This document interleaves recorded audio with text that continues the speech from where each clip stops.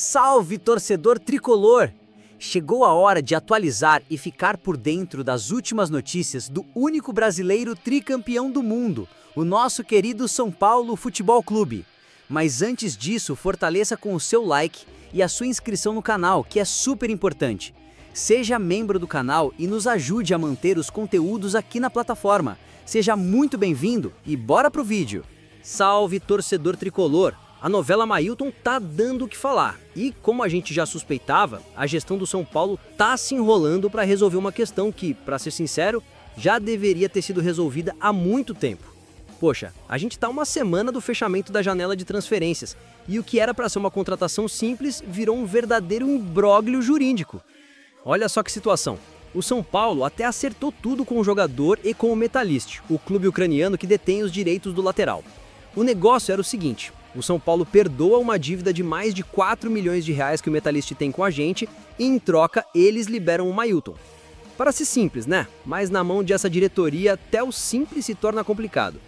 O problema é que o Metalist, esse clube ucraniano, está com 3 punições na FIFA que o impedem de registrar novos jogadores. O Mailton, que estava emprestado para a Chapecoense, precisa ser registrado de volta no Metalist para depois ser vendido para o São Paulo. E adivinha? Eles não podem fazer isso.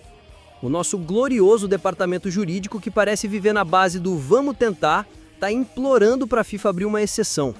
Exceção, pessoal, vamos ser sérios. A gente não pode depender de uma exceção para fechar uma contratação. Essa situação é a cara da nossa gestão atual. Tudo na base do veremos, do vamos tentar. Enquanto isso, a janela de transferências está fechando, o Mailton já se despediu dos companheiros da Chapecoense e está esperando, parado, sem poder fazer nada. Será que a gente vai passar por mais uma janela de transferência sem resolver as pendências e sem fechar os reforços que a gente precisa? E para piorar, o São Paulo também foi punido pela FIFA por atrasar o pagamento da compra do Damian Bobadilla. Eles até já pagaram e o nome do clube foi retirado da lista negra. Mas o que isso mostra? Falta de planejamento. A gestão vive apagando incêndio em vez de se antecipar e resolver as coisas. Quero saber de vocês, torcida. O que vocês acham dessa situação? É incompetência da diretoria ou é azar? Será que a gente vai conseguir registrar o Mailton a tempo? Deixa sua opinião nos comentários, vamos interagir! Agora, uma notícia que nos enche de orgulho. Em meio a tantos problemas de gestão, o São Paulo, em um gesto de solidariedade e humanidade, acertou em cheio com uma iniciativa que merece todos os aplausos. Hoje, dia 27 de agosto, exatamente um ano após a trágica morte do zagueiro Juan Izquierdo, o São Paulo lançou uma camisa especial em sua homenagem.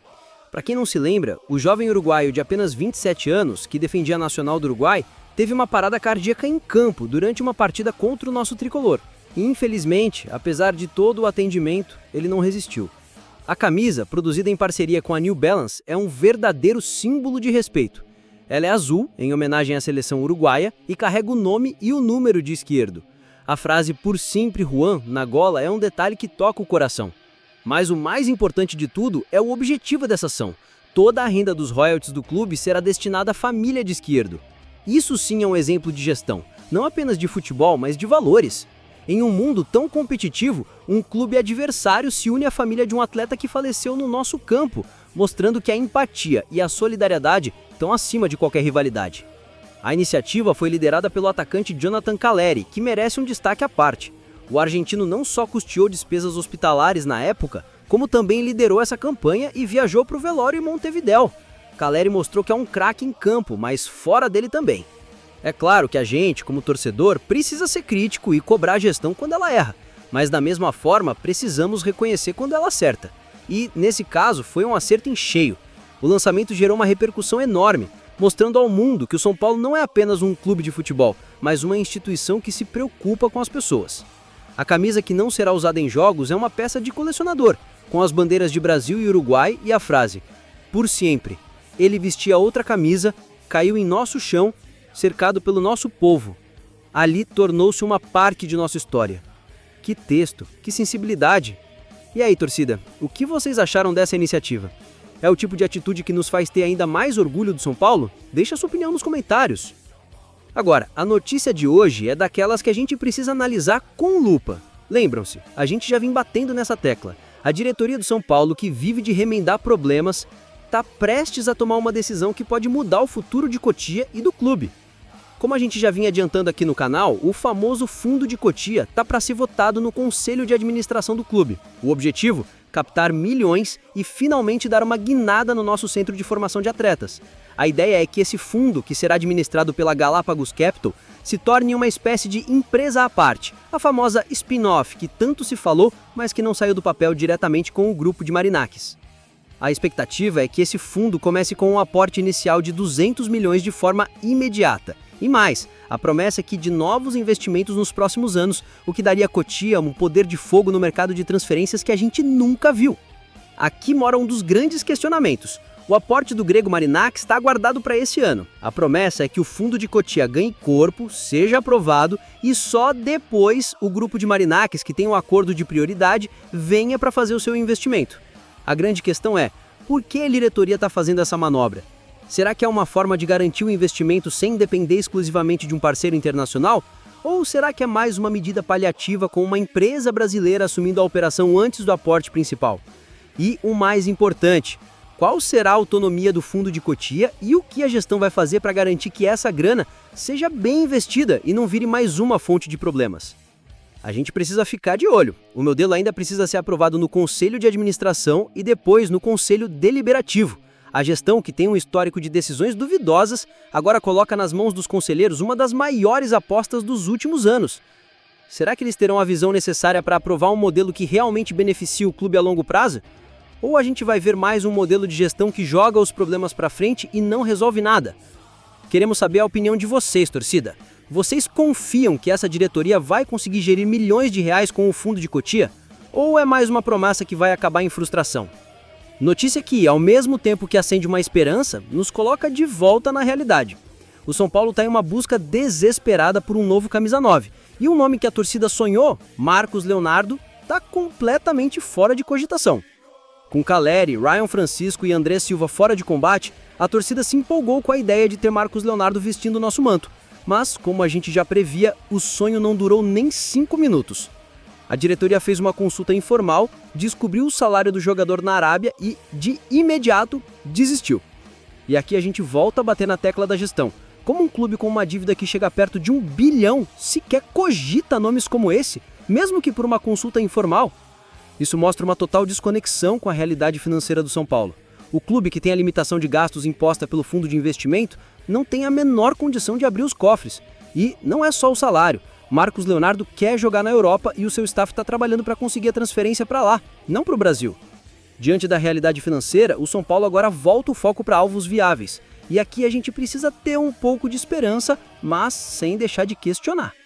A tática da diretoria, que a gente já conhece, é a mesma das últimas janelas: buscar jogadores sem contrato, por empréstimo e sem custo imediato.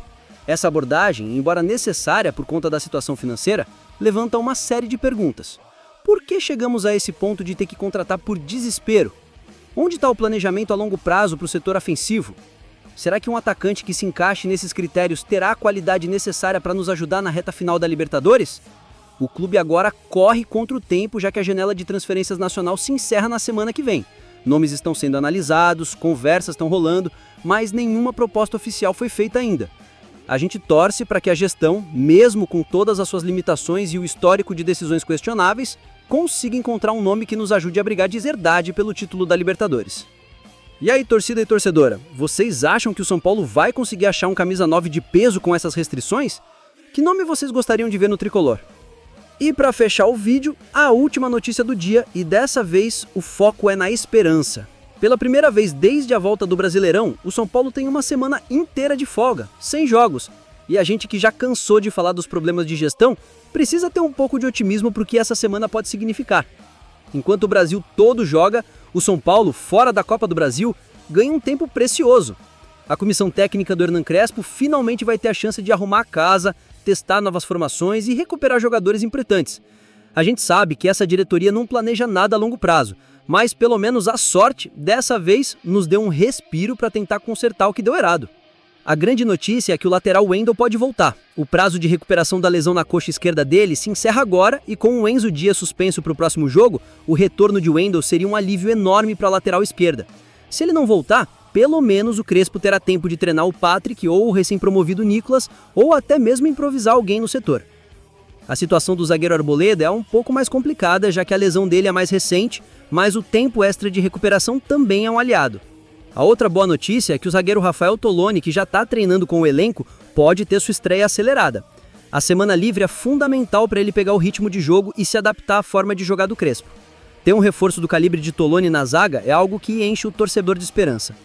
Mas nem tudo são flores. A gente acabou de perder o Marcos Antônio e o André Silva por lesão. André Silva, inclusive, deve desfaltar o time até o final da temporada.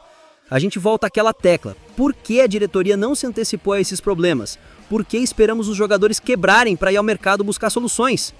Agora, o Crespo vai ter que quebrar a cabeça para encontrar substitutos. No meio de campo, as opções são mais abundantes, com o retorno de Pablo Maia e o bom momento de Rodriguinho. Mas no ataque, a situação é mais delicada. O único centroavante de ofício à disposição é o Dinenon. Isso mostra mais uma vez a falta de planejamento da diretoria. A gente sabia que as lesões acontecem, mas não se preparou para a ausência de jogadores-chave. O jeito agora é ter um pouco de fé no trabalho do Crespo, que sempre se vira com o que tem. E aí, torcida e torcedora, vocês acham que essa semana livre vai ser suficiente para o São Paulo se reestruturar? Ou a falta de planejamento da diretoria vai acabar cobrando o seu preço de novo? Deixa seu comentário e não esquece de curtir e se inscrever no canal.